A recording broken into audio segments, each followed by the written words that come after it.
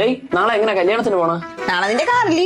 എടി കാറിൽ പോയാ നീയൊക്കെ ഇരുന്ന് വാളും വെച്ച് അലമ്പാവും. അതിനെക്കാട്ടി നല്ലത് എടാ ബസ്സിൽ പോയി കഴിഞ്ഞാൽ എന്റെ മുടി മേക്കപ്പ് വലിയ ആലമ്പം. അതുകൊണ്ട് ഒറ്റ മൈൻഡ് നിന്റെ കാർ.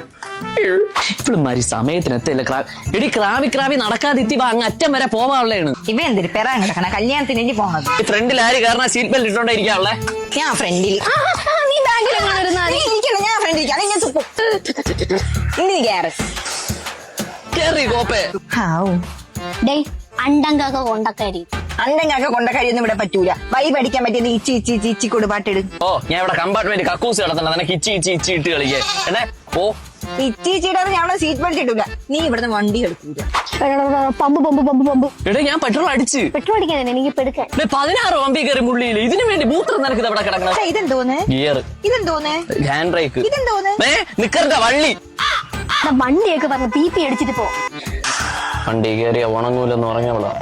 എടാ വണ്ടി നിർത്ത, എനിക്ക് ഛർദിക്കാൻ പറഞ്ഞു. വണ്ടിക്കകത്ത് അങ്ങനെ വാള് വെച്ചാൽ നിന്റെ തലയെ അടിച്ചു കൂടി. ഞാൻ അപ്പോഴേ പറഞ്ഞു നിന്റെ ഈ വാമ വണ്ടി എടുക്കരുതെന്ന്. കവറും കേറ്റി